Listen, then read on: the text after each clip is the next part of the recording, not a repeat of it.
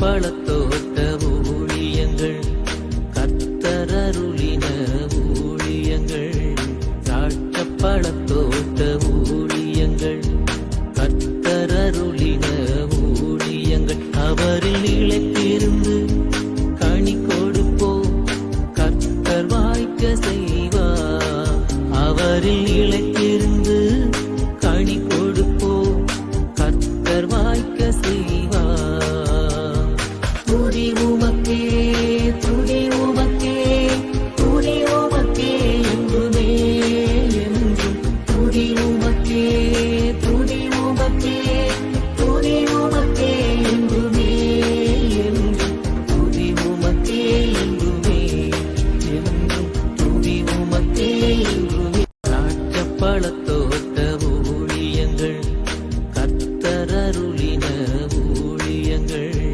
திராட்சை பழத்தோட்ட ஊழியங்கள் கத்தரருளின ஊழியங்கள் அவரில் நிலைத்திருந்து கனி கொடுப்போம் கத்தர் வாய்க்க செய்வார் அவரில் நிலைத்திருந்து கனி கொடுப்போம் கத்தர் வாய்க்க செய்வார் துதி உமக்கே துதி உமக்கே துதி உமக்கே என்றுமே என்றும் துதி உமக்கே துதி உமக்கே துதி உமக்கே என்றுமே என்றும் துதி உமக்கே என்றுமே என்றும் துதி உமக்கே என்றுமே. சிறியவனை பொழுதிலிருந்தும் எளியவனை குப்பையிலிருந்தும் எடுத்து உயர்த்தி ராஜாக்களோடும் பிரபுக்களோடும் வந்திருக்க செய்கிற அருமை ஆண்டவர் இயேசு கிறிஸ்துவின் இனிதான நாமத்தினாலே உங்கள் யாவருக்கும் என்னுடைய அன்பான வாழ்த்துதல்கள். பிரியத்துக்குரியவர்களே, நம்முடைய ஊழியத்தின் சார்பாக வருகின்ற சனிக்கிழமை கர்த்தருக்கு சித்தமானால் காலை 10 மணிக்கு நாசரேத் தேவனுடைய மாளிகையிலே வைத்து விடுதலை நாள் கூட்டங்கள் நடைபெறும். மதந்தோறும் எத்தனையோ ஆயிரம் ஜனங்கள் வந்து விடுதலை பெற்று செல்கிறார்கள். நீங்களும் கூட அவசியம் வாருங்கள். கூட்டத்தின் இறுதியிலே உங்களுக்காக விசேஷித்தமான ஜெபங்கள் ஏறெடுக்கப்படும் என்பதையும் கர்த்தர் அந்த இடத்துல அதிகமாய் மகிமைப்படுவார் என்பதையும் தெரிவித்துக் கொள்கிறேன். தேவனுடைய மாளிகைக்குள்ளாகவே அடைக்கலான் குருவி எனப்பட்ட அந்த ஆவிக்குரிய முதியோர் உள்ளம் இருப்பதை நீங்கள் அறிவீர்கள். வயதான காலத்தில் ஆவிக்குரிய முதியோர் உள்ளத்தை தேடி திரிகிற எத்தனையோ முதியவர்கள் உண்டு. அவர்களுக்காகவே இது தரிசனத்தோடு கட்டப்பட்டிருக்கிறது. தினந்தோறும் வல்லமையான ஊழியக்காரர்கள் வரம் பெற்ற குருவானவர்கள் வந்து அவர்களை ஜெபத்தில் நடத்தி ஆறுதல் கொடுக்கின்றார்கள். 3 வேளையும் அவர்களுக்கு சிறப்பான உணவு வழங்கப்படுகிறது. முடிந்தவர்களுக்கு இதை நீங்கள் விரும்புகிறவர்களுக்கும் கூட நீங்கள் அறிமுகப்படுத்துங்கள். கர்த்தர் உங்களை ஆசீர்வதிப்பார். நமது ஊழியத்தில் நீண்ட காலமாக இருக்கிற ஒரு அன்பு தாயாரும் அவருடைய அன்பு மகளும் உண்டு. இருவரும் நன்கு ஜெபிக்கிறவர்கள். அவருடைய பேத்திக்கு ஒரு சோதனையான காலம். நன்கு பிஇ ஆர்கிடெக்ட் படித்து அவர்கள் நல்ல வேலையில் 40,000 சம்பளத்தில் இருக்காங்க. திருமணமாகி ஒரு சில நாட்களிலேயே இந்த திருமணம் உடைந்து போய்விட்டது. இப்பொழுது அவர்கள் சட்டப்பூர்வமாய் பிரிந்து விட்டார்கள். புதிதாக நல்லதொரு ஜெபிக்கின்ற படித்த வேலை பார்க்குற ஒரு மணமகனை தேடுகிறார்கள். விருப்பப்படுகிறவர்கள் நீங்கள் என்னை தொடர்பு கொள்ளலாம் என்பதை நான் தெரிவித்துக் கொள்கிறேன்.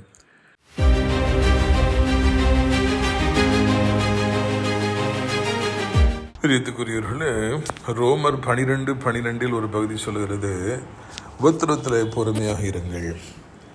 உபத்திரவங்களை நம்ம விரும்புறதில்லை. தேவனுடைய பிள்ளைகளாகிய நாம் எப்பொழுதுமே ஆசீர்வதிக்கப்பட்டு தான் இருக்கணும். அதுதான் கர்த்தருக்கு சித்தமாகவும் இருக்கிறது. ஆனாலும் சில நேரங்களில் விரும்பினாலும் விரும்பாவிட்டாலும் உபத்திரவங்களும் வியாதிகளும் பாடுகளும் நிந்தைகளும் காத்திருத்தலும் வருகிறது. அந்த நேரத்தில் நாம் செய்ய வேண்டிய ஒரே ஒரு காரியம் நாம் பொறுமையாக இருப்பது. மணிக்கணக்காக ஆஸ்பத்திரியில் போய் காத்து கிடக்கீங்களா? மணிக்கணக்காக தேவையில்லாத பொய் குற்றச்சாட்டுக்காக போலீஸ் ஸ்டேஷன்லையும் கோர்ட்லேயும் போய் கிடக்குறீங்களா? கவலைப்படாதீங்க, ஆண்டவர் அதை பார்த்துக்கிட்டே இருக்கிறார். உபத்திரவத்தில் நீங்கள் பொறுமையாக இருக்க ஆண்டவர் மனம் இறங்குவார். என் பிள்ளைக்கு இவ்வளவு பாடுகளை நான் அனுமதிச்சா கூட அவன் பொறுமையாக இருக்கிறானே, கோபப்படவே மாட்டேங்கிறானே, நிதானமாக இருக்கிறானே, என் கர்த்தர் என்னை ஆசீர்வதிப்பாருங்கிற நம்பிக்கையில் அவன் சந்தோஷமாக இருக்கிறானே கர்த்தர் பார்ப்பார். அப்போ அவர் உடனடியாய் மனம் இறங்குவார். உடனடியாக உங்கள் உபத்திரவங்களுக்கு ஒரு முடிவை கொண்டு வருவார். உங்களை அளவில்லாமல் ஆசீர்வதிப்பார். ஆமென்.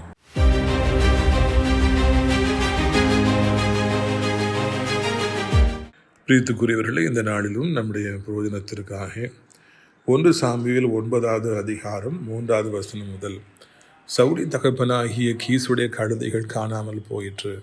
ஆகையால் கீஸ் தன் குமாரனாகிய சவுலை நோக்கி, நீ வேலைக்காரில் ஒருவனை கூட்டிக் கொண்டு கழுதைகளை தேட புறப்பட்டு போ என்றான்.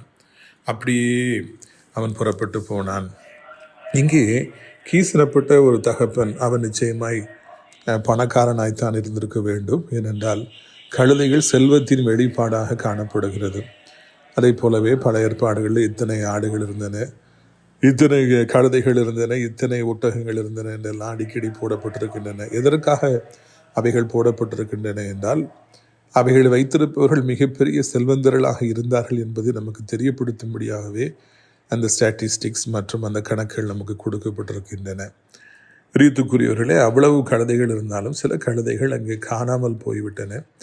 எனவே அந்த கீஸ் மிகவும் வருத்தப்பட்டு தன் மகனாகிய சவுலை பார்த்து, நீ கழுதைகளை போய் நீ தேடி கொண்டு வா என்று அவர் கட்டளையிடுகின்றார். அந்த கட்டளைக்கு கீழ்ப்படிந்து மகனும் கூட புறப்பட்டு சென்றான் என்று காண்கின்றோம். செல்வங்களை பாதுகாப்பது எவ்வளவு கடினம் என்று சொல்லி பார்க்கின்றோம். பிஸ்னஸில் திடீரென்று எதிர்பார்க்காத நேரத்தில் இதுபோல் சோதனைகள் வருவது சகஜம் என்று சொல்லி நாம் அறிகின்றோம். கழுதைகள் வீட்டில் இருந்தால் செல்வம், இல்லைன்னா பெரிய இழப்பு.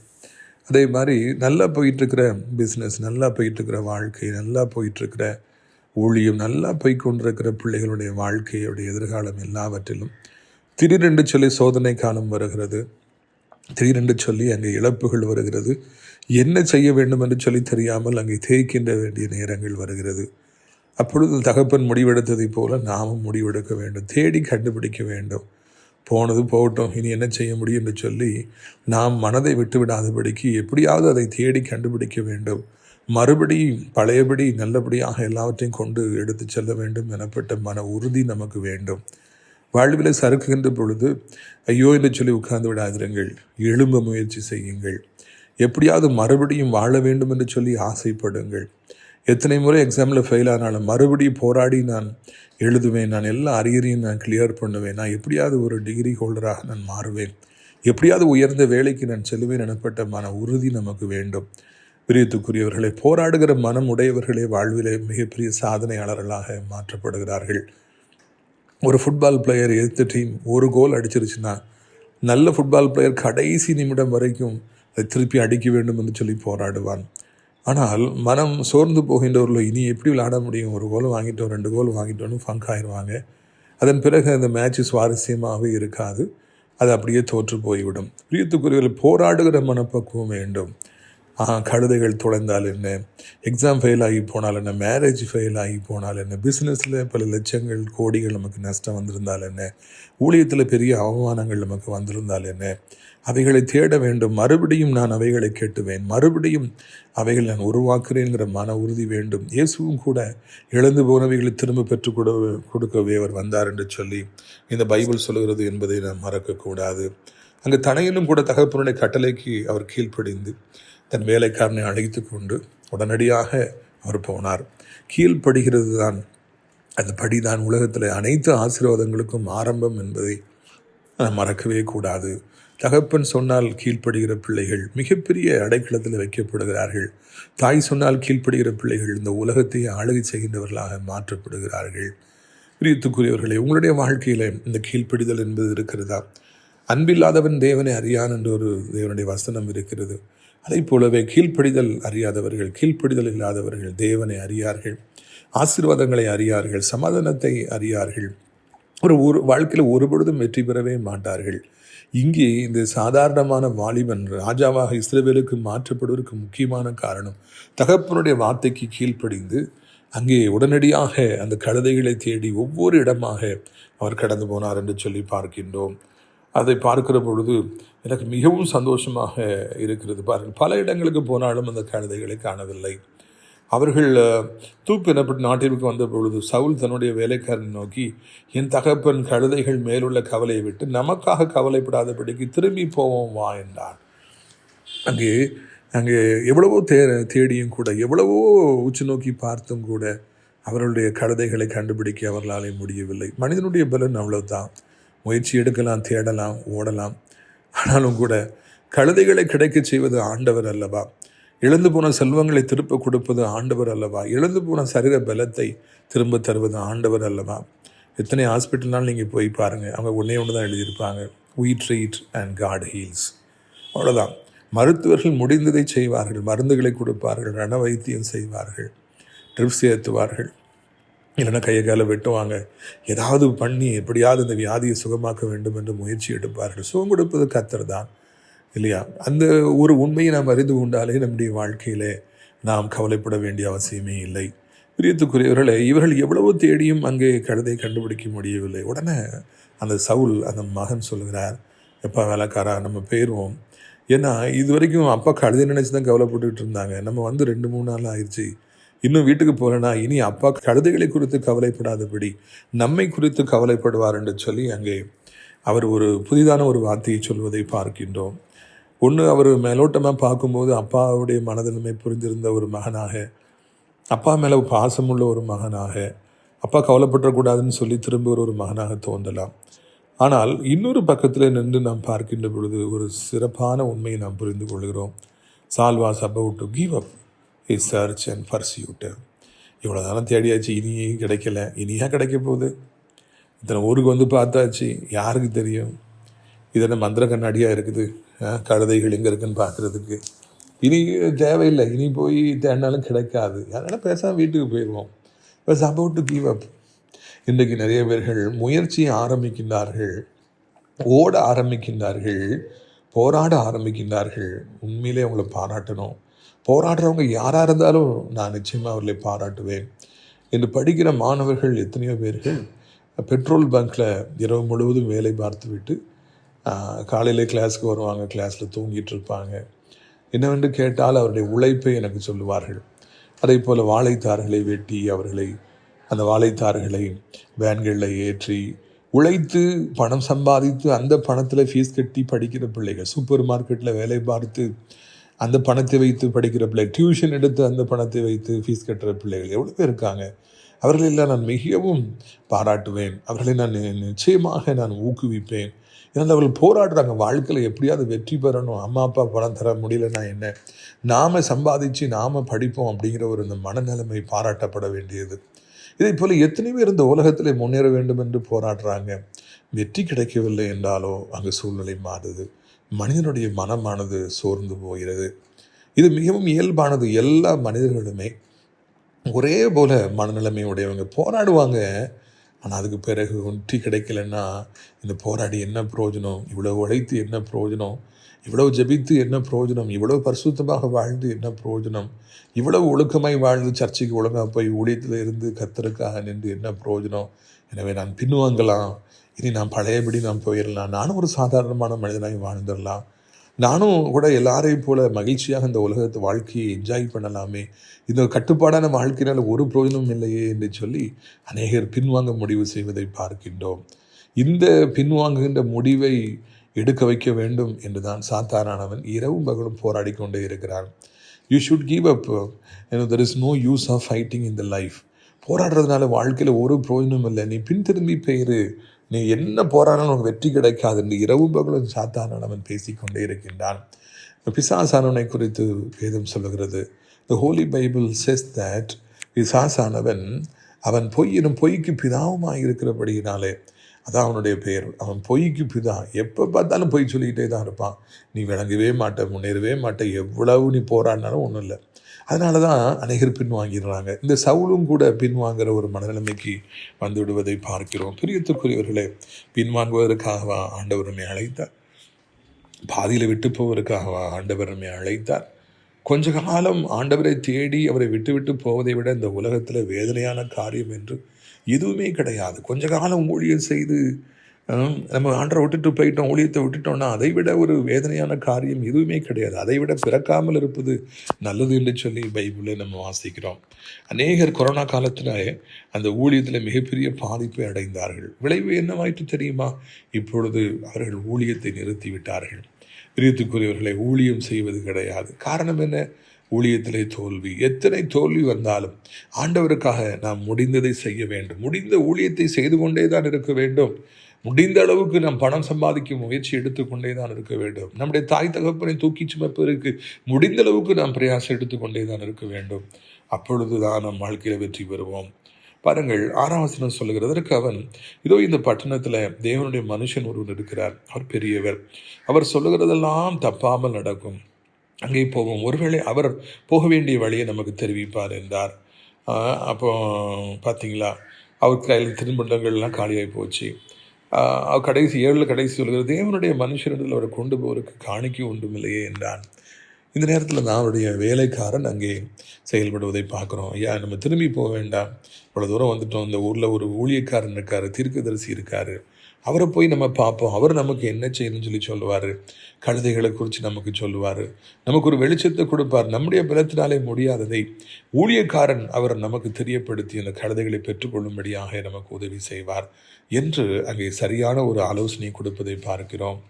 இந்த மனிதனும் தன்னுடைய தேடுதலை கைவிடுகிற ஒரு நிலைமைக்கு வந்து விட்டார். உடனிருப்பவரோ அங்கே பலப்படுத்துகிறார். போவோம், ஊழியக்கார்ட்ட போய் கேட்போம், எவ்வளவு கொடுத்து வைத்திருக்க வேண்டும் இந்த சவுல், எவ்வளவு அருமையான ஒரு வேலைக்காரன், எவ்வளவு உண்மையான ஒரு ஊழியக்காரன், எஜமானனுக்கு எப்படியாவது உதவி செய்துவிட வேண்டும் என்று எவ்வளவு துடிக்கின்றார், எவ்வளவு சரியான ஆலோசனை கொடுக்கின்றார். பைபிள் எப்பொழுதுமே நமக்கு சொல்லவில்லையா, ஒண்டியாக இருப்பதிலும் இருவர் கூடி இருப்பது நலம். இந்த வேலைக்காரனை போல உண்மையானவர்கள் நம் பக்கத்தில் இருப்போம் என்றால் இந்த உலகத்தையே நாம் அசைத்து விடலாம். மிகப்பெரிய அசாதாரணமான காரியங்களை நாம் செய்யலாம். We can do wonders, we can do miracles, we can do mighty things when we are surrounded by good-hearted people who are so much loyal to us. நம்முடைய வாழ்க்கையில் இதுபோல நண்பர்களை கர்த்தர் நமக்கு தரணும்.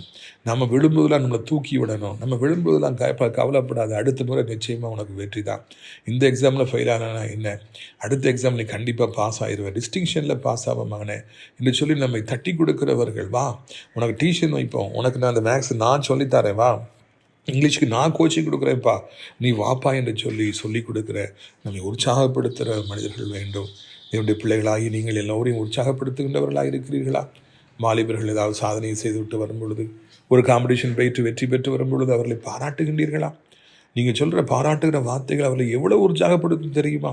நீ கொடுத்த மெசேஜ் நல்லா இருந்துச்சு தம்பின்னு போய் ஒருத்தர் சொல்லும் பொழுது அவர் எவ்வளோ உற்சாகம் அடைவார் தெரியுமா? பிரியத்துக்குரியவர்களே, எப்பொழுதும் நாம் உற்சாகப்படுத்த வேண்டும், தட்டி கொடுக்க வேண்டும், விழுகிறவர்களை தூக்கி நிறுத்த வேண்டும், பின்வாங்கி விடாதீர்கள் என்று சொல்லிக்கொண்டே இருக்க வேண்டும். எல்லாவற்றுக்கும் மேலாக ஊழியக்காரரின் பக்கமாக அவர்களை நடத்த வேண்டும், கர்த்தரின் பக்கமாக நடத்த வேண்டும். தோல்வி நேரத்தில் கர்த்தருடைய ஊழியக்காரர்களை நோக்கி செல்வதே சரியான தேர்வாக இருக்கும். எவ்வளவு கோடி நஷ்டங்கள் இருந்தாலும் ஊழியக்காரர்களையும் தேடி செல்லுங்கள், அவரிடத்தில் ஆலோசனை கேளுங்கள், அவர்கள் உங்களுக்கு சரியான பாதையை நிச்சயமாக காண்பிப்பார்கள் என்பதில் எந்த விதமான சந்தேகமும் கிடையாது. இன்றைக்கும் கூட ஆண்டவர் தீர்க்கதரிசிகளையும் ஊழியக்காரர்களை நம்மை சுற்றி வைத்திருக்கிறார். எந்த ஊழியக்காரர்கிட்ட போகணுங்கிறத முன்குறித்திருப்பார். அதை யார் மூலமாவது பேசுவார், அல்லல் தட்டாதபடி. நீங்கள் கண்டிப்பாக ஊழியக்காரர்களை தேடி செல்லுங்கள், கர்த்தருடைய பிள்ளைகளை தாசலை தேடி செல்லுங்கள், வெற்றி பெறுவீர்கள். பாருங்கள், அடுத்த வசனத்தை நான் உங்களுக்காக வாசிக்க விரும்புகிறேன். 8ஆம் வசனம், அந்த வேலைக்காரன் சவுலை பார்த்து, இதோ என் கையில் இன்னும் கால் வெள்ளி இருக்கிறது, தேவனுடைய மனுஷன் நமக்கு நம்முடைய வழியை அறிவிக்க முடியாத அவருக்கு கொடுப்பேன் என்றான்.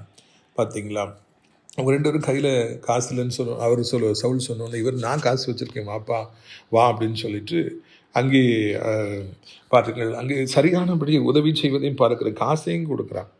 ஆலோசனை சொல்வது ரொம்ப எளிது. காசை யாரும் கொடுக்க மாட்டாங்க, ₹1 யாரும் செலவழிக்க மாட்டாங்க, டீ கூட வாங்கி கொடுக்க மாட்டாங்க, பேசையை வீட்டிலேருந்து எடுத்து வர மாட்டாங்க, எடுத்து வந்தால் தானே செலவழிக்கணும்னு சொல்லிட்டு. அப்படிப்பட்ட மனிதர்களையெல்லாம் நான் பார்த்து ஆச்சரியப்பட்டிருக்கிறேன். கோடியாய் பணம் வைத்திருப்பார்கள், பில்டிங்காக வாங்கி போட்டிருப்போம், ₹1 கூட யாரும் கொடுக்க மாட்டாங்க. அந்த வேலைக்காரர் பாவம், அவர் வேலைக்கு தான் வந்திருக்காரு, அவர் சொல்கிறார் நான் சேக்கால் காசு வச்சுருக்கேன், நம்ம காணிக்கை கொடுப்போம். பாருங்கள், வாங்க போவோம். அடுத்தாப்புல சவுலுக்கும் அவருடைய வேலைக்காரருக்கு நன்கு தெரிந்திருக்கிறது, ஊழியக்காரரை பார்க்க போனால் கண்டிப்பாக காணிக்கை கொடுக்க வேண்டும் என்று சொல்லி. பிரியத்துக்குரியவர்களே, எதுவுமே நத்திங் கம்ஸ் ஃப்ரீங்கிறத நம்ம புரிந்து கொள்ள வேண்டும். ஊழியக்காரர்கள் ஜோம்னோன்னா தேங்க்ஸ்ன்னு சொல்லிட்டு வரக்கூடாது. அவர்களும் அதைத்தான் நம்பி, அந்த ஊழியத்தை நம்பி தான் அவங்க வாழ்கிறாங்க. Bread and butter doing ministry. எனவே அவருடைய தேவைகளை அறிந்து கொண்டு நாம் ஜெபிக்க செல்கிற பொழுதெல்லாம், ஊழியக்காரர்களை பார்க்கிற பொழுதெல்லாம் காணிக்கை கொடுத்து அவர்களை தாங்க வேண்டும். ஆண்டவர் அவர் வானத்திலிருந்து மன்னாவை கொடுத்து இஸ்ரவேல் ஜனங்களை போஷித்தார். இன்றைக்கு ஊழியக்காரர்களை என்னை போன்ற உங்களை போன்ற ஜனங்களின் மூலமாய்த்தான் அவர் போஷிக்கிறார் என்பதை அது இந்த நாளில் நாம் அறிந்து கொள்ள வேண்டும். பாருங்கள், அதற்கு 12ஆம் வசனம், அதற்கு அவர்கள் இருக்கிறார், ஏதோ உங்களுக்கு எதிரே இருக்கிறார், தீவிரமாய் போங்கள். இன்றைக்கு ஜனங்கள் மேடைகளை வெளியிடுறபடினால இன்றைய தினம் பட்டணத்துக்கு வந்தார், அப்படின்னு சொல்லிட்டு அங்கே அழகாக அவர் பேசுகிறது பாருங்கள். அங்கே எனக்கு சில பெண்கள் தண்ணி எடுக்க வராங்க, அவங்களும் கூட கரெக்டாக கைட் பண்ணுறாங்க. கத்துற வேலை வரும் பொழுது கைடன்ஸ் கரெக்டாக கிடைக்குங்க, அதில் குழப்பமே வராது. பாருங்கள், ஆண்டவருடைய நடத்துதலை பாருங்கள். சம்மந்தமே இல்லாத பெண்கள் போகிறாங்க, அந்த போகிறார் பிடிச்சிடலாம், அவர் தான் இன்றைக்கி தான் அவர் வந்திருக்காரு, போய் பாருங்கள். கர்த்தருடைய பிள்ளைகளை ஆண்டவர் தெளிவாக நடத்துவார் என்று சொல்லி நாம் அறிந்து கொள்ள வேண்டும். இன்றைக்கு குழப்பத்தின் மத்தியில் நீங்கள் இருக்கலாம், ஆனாலும் கூட ஒன்றை நீங்கள் அறிந்து கொள்ளுங்கள், ஆண்டவர் உங்களை குழப்பத்தை தாண்டி வழிநடத்துவார். நம்ம அடைக்கலான் குருவி முதியோர் ஒரு அம்மா சென்னையிலேருந்து வந்திருக்காங்க, ரொம்பவும் ஜெபிப்பாங்க, எனக்கு ரொம்ப பிடிக்கும். எப்பொழுது பார்த்தாலும் மாளிகையில் பலிபிடத்துக்கு முன்பாக உட்காந்து ஜெபம் பண்ணிகிட்டே இருப்பாங்க. பிறருடைய தட்டுகளை கழுவி கொடுத்துருவாங்க. நான் பெருக்கிறேன்னு சொல்லி ஓடி வந்து அவங்க பெருக்கும். அவங்களுக்கு வயசாயிடுச்சு, 70 வயசாயிடுச்சு, ஆனால் முடிந்த வேலைகளை செய்து சந்தோஷமாக இருப்பாங்க. யார்ட்டையும் கோவப்பட மாட்டாங்க, அங்கே இருக்கிறவங்களுக்கு ஆறுதல் சொல்லுவாங்க. அப்போ அவங்கள்ட்ட பேசிகிட்டு இருக்கும்போது அவங்க சொன்னாங்க, ஐயா நான் எங்கேயாவது ஒரு நல்ல முதியோர் இல்லத்துக்கு போகணும்னு சொல்லிட்டு நான் யோசிச்சுக்கிட்டு இருந்தேன். நான் ஆண்டவரை அறியாத ஒரு குடும்பத்திலேருந்து வந்திருக்கிறேன். நான் உங்கள் முதியோர் இல்லத்தை நான் டிவியில் பார்த்துட்டு இந்த ஆவிக்குரிய முதியோர் இல்லம் போகலாமா அப்படின்னு சொல்லி யோசித்தேன். ஆனால் எனக்கு இது நல்லதா கெட்டதா எனக்கு தெரியாது, உங்களை பற்றி எதுவுமே தெரியாது. அதனால் ஒரு கேள்விக்குறியோடு இருந்தேன். மறுநாள் ஞாயிற்றுக்கிழமை ஆராதனைக்கு நான் போனேன். அப்பொழுது அங்கே பாஸ்டர் பிரசவம் பண்ணிகிட்டு இருந்தாங்க. அடைக்கலான் குருவிக்கு பலிபீடத்தண்டையிலும் தகைலான் குருவிக்கு உங்களுடைய பீடத்தண்டையிலும் இடம் கிடைத்தது என்று இங்கே பாஸ்டர் கரெக்டாக அந்த அடைக்கலான் குருவி பற்றி பேசினாங்க. ஐயா அப்பொழுது கர்த்தர் எனக்கு உறுதி செய்தார். உடனடியாக நான் முயற்சி எடுத்துங்க வந்தேன். இதுதான் கர்த்தர் சித்தம் என்று அறிந்தேன். இங்கே வந்த பிறகு நான் நினைத்தபடியே எல்லாம் ஆவிக்குரியதாக இருக்கிறது, எனக்கு சந்தோஷமாக இருக்கிறதுன்னு சொல்லி சொன்னாங்க. பார்த்தீங்களா, கர்த்தர் நம்மை நடத்துகிறவராக இருக்கிறாரு. கர்த்தர் நம்மளை யார் மூலமாவது நம்மகிட்ட பேசுவார். உடனே இவங்க 2 பேரும் வேக வேகமாக போகிறாங்க. கரெக்டாக சாமுவேலே இவங்களை சந்திச்சிடார். சாமுவேலை பார்த்த மாத்திரத்தில் அங்கே ஒரு பெரிய சந்தோஷம் அந்த சாமுவேல் தீர்க்கதரிசிக்கு அங்கே மனதில் உண்டாயிற்று என்று சொல்லி நாம் காண்கின்றோம். வீட்டுக்குரியவர்களே, இந்த நாளிலும் கூட அந்த சாமுவேலை கண்ட பொழுது 17 பாருங்க, கர்த்தர் அவனிடத்தில் இதோ நான் உனக்கு சொல்லியிருந்த மனுஷன் இவன்தான் ஜனத்தை ஆளுவான் என்று சொல்லி சொன்னார். இவர் 2 பேரும் சந்திக்கிறாங்க. சாமுவேல் தீர்க்கதரிசியும் சவுல் ராஜாவும் சந்திக்கிறாங்க. சவுலுக்கு இவர் தான் இந்த சாமுவேல்னு தெரியாது, சாமுவேல் தீர்க்கதரிசி இதுதான் சவுல்னு தெரியாது. ஆனால் ஆண்டவர் சொல்கிறார், மகனே நான் அவன்கிட்ட சொல்லியிருந்தேன் இல்லையா, இஸ்ரவேலை ஒருத்தன் ஆள போகிறான், இவன் தான் முதல் ராஜான்னு சொல்லியிருந்தேன். அது இவன் தான்ப்பா, உன் முன்னால் வந்து நிற்கிறான் பாரு, கழுதையை தேடி வர்ற மாதிரி அவனை நான் தான் வர வச்சேன்னு சொல்லிட்டு ஆண்டவர் சொல்கிறார். உடனடியாக அங்கே அவர் சந்தோஷப்பட்டு அங்கே சவுல் ராஜாவை அவருக்கு தேவையான அபிஷேகத்தை அவர் மேலே ஊற்றுவதற்கு அவர் முயற்சி எடுத்தார், வெற்றி பெற்றார் என்று சொல்லி காண்கின்றோம். பார்த்தீர்களாம், ஆண்டவர் வந்து உள்ளத்தில் பேசுகிறார், this is the man is going to be the king of Israel. முதல் கிங் இவன் தான்ப்பா, நீ இவனை அபிஷேகம் பண்ணு சொல்லி ஆண்டவர் சொன்னாராம். எனக்கு ரொம்பவும் ஆச்சரியமாக இருக்கிறது. ஒரு மனிதனுடைய கழுதைகள் தொலைந்து போனது, தகப்பன் வருத்தப்படுகிறார், கட்டளை கொடுக்கின்றார் மகன்கிட்ட, மகன் இங்கே போகிறாரு, அங்கே போகிறாரு, இங்கே போகிறார், வடக்க போகிறார், தெற்க போகிறார், மேற்க போகிறார், கிழக்க போகிறாரு. வேலைக்காரன் சொல்கிறான், காணிக்கை தாரைங்கிறான், போகிறாங்க, குடத்தை பெண்கள் வந்து தண்ணி எடுத்துகிட்டு வராங்க, இது அங்கே போகிறார், போய் பிடிங்க அப்படிங்கிறாங்க. பிடிக்க போனால் நீ தான் இஸ்ரவேலுக்கு ராஜாப்பா அப்படின்னு சொல்லி ஆண்டவர் மூலமே அவர் சொல்லுகிறார். இந்த கழுதைகள் எதற்காக தொலைந்ததை பார்த்தீர்களா? இந்த வேதனை அவர்களுக்கு எதற்காக அனுமதிக்கப்பட்டது பார்த்தீர்களா? இந்த இழப்பு அவர்களுக்கு எதனாலே வந்தது பார்த்தீர்களா? இந்த சவுல் அப்போ தான் வீட்டை விட்டு வெளியே வருவார். அப்போ தான் அப்பா இப்படி சொல்லுவாங்க. அப்போ தான் இவர் இப்படி ஒவ்வொரு ஊராக வருவார். சாமுவேல் தீர்க்கதரிசியை பார்ப்பார். சாமுவேல் தீர்க்கதரிசியை பார்த்தா தான் அவர் அபிஷேகம் பண்ணப்பட முடியும். அவரால் இஸ்ரவேலுக்கு நீதாப்பா ராஜாங்கிற செய்தியை அந்த சாமுவேல் தீர்க்கதரிசி மூலமாக தான் சொல்லப்பட முடியும். அதுக்கு தான் இவ்வளவு அலைச்சல்கள் என்று சொல்லி நாம் காண்கிறோம். இந்த நாளில் உங்களுடைய அலைச்சல்களை ஆண்டவர் அறிந்திருக்கிறார் என்பதை நான் உங்களுக்கு மகிழ்ச்சியோடு கூட அறிவிக்க விரும்புகிறேன். இங்கே எங்கேயுமா ஓடி ஓடி ஓடி ஒன்றுமே கிடைக்கலையே, ஒரு வியாபாரம் கூட எனக்கு இல்லையே, ₹1 கூட எனக்கு கிடைக்கலையே, என் பிள்ளைக்கு ஒரு அலையன்ஸ் கூட கிடைக்கலையே, சுகமே எத்தனை டாக்டர்கிட்ட போயிடும், ஒரு சுகமும் கிடைக்கலையேன்னு சொல்லி சோர்ந்து போயிருக்கலாம். இப்படி அலைச்சலுக்கு பின்னால் ஒரு காரணம் உண்டுங்க, ஒரு முகாந்திரம் உண்டுங்க. தேவன் ஒரு மிகப்பெரிய ஆசீர்வாதத்தை உங்களுக்கு வைத்திருக்கிறார் என்பதை நான் தெரியப்படுத்தும்படியாக விரும்புகிறேன். நிச்சயமாய் உங்களை ராஜாவாய் ஆண்டவர் மாற்றுவார். நிச்சயமாய் ஆண்டவர் உங்களுக்கு பெரிய காரியங்களை செய்வார். உங்களுக்காக நான் ஜெபிக்க விரும்புகிறேன். அப்பா பிதாவே, இந்த அருமையான நாளிலும் கூட ஆண்டவரை என்ன நடந்தாலும் நன்மைக்கே என்பதை எங்களுக்கு தெரியப்படுத்திருக்கிறீங்க. கழுதைகள் காணாமல் போனது நன்மைக்கே. அதனால தான் சவுல் இஸ்ரவேலுக்கு ராஜாவாய் மாற்றப்பட்டார்.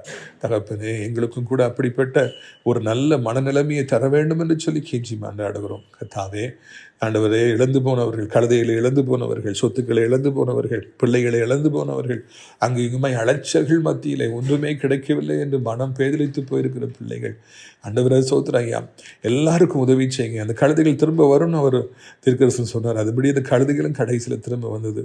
இன்னொரு பக்கம் சமஸ்தான இஸ்ரவேலுக்கு ராஜாவாய் மாற்றப்பட்டார். உடைய பிள்ளைகளுக்கு இழந்து போனதையும் கொடுத்து இன்னொரு பக்கம் உயர்வான அடைக்கலத்தில் அவங்களை வைப்பீங்க. நன்றி. என்ன வியாதி இருந்தாலும் இப்பொழுது இயேசு கிறிஸ்துவின் நாமத்தில் அவளை விட்டு விலகுவதாக. வியாதிகளை சிலுவையில் சுமந்துட்டீங்கப்பா. வியாதியின் அகோரங்கள் அப்படியே மறையட்டும் ஐயா. ஆண்டவர், அந்த புண்கள், அந்த இன்ஃபெக்ஷனாக இருக்குது, அப்படியே மறையட்டும். அது எங்கே பரவி இருந்தாலும் அப்படியே மறையட்டும். கிருமிகளே இருக்கக்கூடாது. கேன்சர் கிருமிகள் தோற்று போகட்டும். புது கிட்னிகளை பொறுத்தும், புது ஹார்ட்டை பொறுத்தும், புது லங்ஸை பொறுத்தும் பிள்ளைகள் ஒவ்வொருவருக்கும் புது ஆசீர்வாதத்தை தாரும். விபத்துகளை சந்தித்து உருக்குலைந்து போயிருக்கிற பிள்ளைகளை மறுபடியும் அதே பலத்தோடு அழகோடு ஆண்டவரை வாழ வைக்க வேண்டும் என்று சொல்லி ஜெபிக்கிறோம். சிலுவையில் எல்லா வியாதிகளையும், எல்லா தரித்திரத்தையும், எல்லா சாபங்களையும், எல்லா பொல்லாத பிசாசின் கிரியைகளையும் ஜெயித்து விட்டீர் ராஜா. ஆண்டவரே, பிசாசின் கிரியைகள் அழிவதாக, தரித்திரங்கள் அழிவதாக. இதற்கு காசு இல்லை, அதற்கு காசு இல்லை, அந்த வட்டி, இந்த வட்டி, இந்த கடன், அந்த கடன் எல்லாம் மறைந்து உடைய பிள்ளைகளுடைய பாத்திரங்கள் நிரம்பி வழியும்படியாக ரட்சகா கெஞ்சி மன்றாடுகிறோம். இன்றைக்கு இப்பொழுது ஒரு அற்புதம் நடக்கட்டும். வழியில்லாத பிள்ளைகளுக்கு நிச்சயமாக ஒரு வழியை நீர் உண்டாக்கி தர வேண்டும் என்று சொல்லி கெஞ்சுகிறோம்.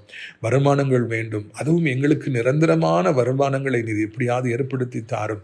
ஆண்டவரை, மீனின் வாயிலிருந்து வெள்ளிப்பணத்தை எடுத்து கொடுத்தவரை, உமக்கு எவ்வளவு லேசான காரியம். வேலை வாய்ப்புக்காய் ஜெபிக்கிறோம், கவர்மெண்ட் ஜாபுக்காய் ஜெபிக்கிறோம், வீசாவுக்காக ஜெபிக்கிறோம். ஆண்டவரே, உடைய பிள்ளைகள் என்ன கேட்டுக்கொண்டிருந்தால் அதை தாரும். ஆண்டவரே, பிள்ளைகள் தினந்தோறும் உழைத்து சம்பாதிக்கிறவர்களாக இருந்தால் அந்த பணத்தை அவர்களுக்கு ஆசீர்வாதமாய் மாற்றித்தார். வீண் செலவுகள் ஒரு காலம் வரவாதபடி கர்த்தர் பாதுகாத்துக் கொள்ளும். கிருபைக்கு மேல் கிருபையும், இரக்கத்துக்கு மேல் இரக்கமும் பெருகட்டும். வாலிபத்தின் பாவங்கள், போதை பழக்கங்கள், மொபைல் அடிமைத்தனங்கள், பைக் அடிமைத்தனங்களை மாற்றுங்க. வயதானவர்களே விழுந்து விடாதபடி பாதுகாத்துக் கொள்ளுங்க. உலகம் முழுக்கிற அத்தனை நாடுகளை ஆசீர்வதிங்கப்பா. இந்திய தாய் திருநாட்டை ஆசீர்வதிங்க. கர்த்தரை அறிந்தவர்கள், அறியாதவர்கள் எல்லோரையும் ஆசீர்வதிங்க. ஆண்டவரே, ஊழியக்காரர்களை ஆசீர்வதிங்க. நாசிரியர் திராட்சை பழத்தோட்ட ஊழியங்களை நேசிக்கிற, நாள்தோறும் நம்முடைய நிகழ்ச்சிகளை பார்க்கிற, அறிமுகப்படுத்துகிற, அடைக்கலான் குருவி முதியோர் இல்லத்தை ஜெபத்தினாலே காணிக்கையில தாங்குகிற ஒவ்வொரு நல்ல உள்ளங்களையும் ஆசீர்வதியும். இந்த நாளிலிருந்து சத்தத்தை கேட்டு இவ்வளவு நேரம் பொறுமையாய் செய்தியை கேட்டு ஜெபித்துக் கொண்டிருக்கிற ஒவ்வொரு பிள்ளைகளுக்கும் அற்புதத்தை செய்யுங்க. ஆண்டவரே, சோத்திரம் அப்பா. ஆண்டவரே, உமக்கே எல்லா துதிகனமையும் செலுத்துகிறோம். ரட்சகா, எங்களை ஒரு பொழுதும் கைவிட மாட்டீர். இறுதி பரியந்த நடத்துவீர். நாங்களும் இறுதி பரியந்த உமக்குள்ளே நிலைத்திருக்க உதவி செய்யும். எல்லா மையும் உமக்கு எடுத்துக்கொள்ளும். அற்பமும் குப்பையுமான ஊழியக்காரன் கடமை மாத்திரம் செய்திருக்கிறேன். மகிமை உமக்கே செல்லட்டும். ரட்சகர் இயேசுவின் மூலம் ஜெபிக்கிறோம் நல்ல பிதாவே, ஆமென். என் ஆத்மாவை கர்த்தரை சோத்திரி, என் முழுவதுமே பரிசுத்த நாமத்தை சோத்திரி. என் ஆத்மாவை கர்த்தரை சோத்திரி, அவர் செய்த சகல உபகாரங்களையும் ஒரு பொழுதும் மறவாதே. ஆமென். கர்த்தராகிய இயேசு கிறிஸ்துவின் கிருபையும், பிதாவாகிய தேவனுடைய அன்பும், பரிசுத்தாவின் அந்யோன்யம் இல்லாத பிரசன்னம் உங்கள் அனைவரோடும் இன்றைக்கு சதா காலங்களில் நிலைத்திருப்பதாக. ஆமென். God bless you.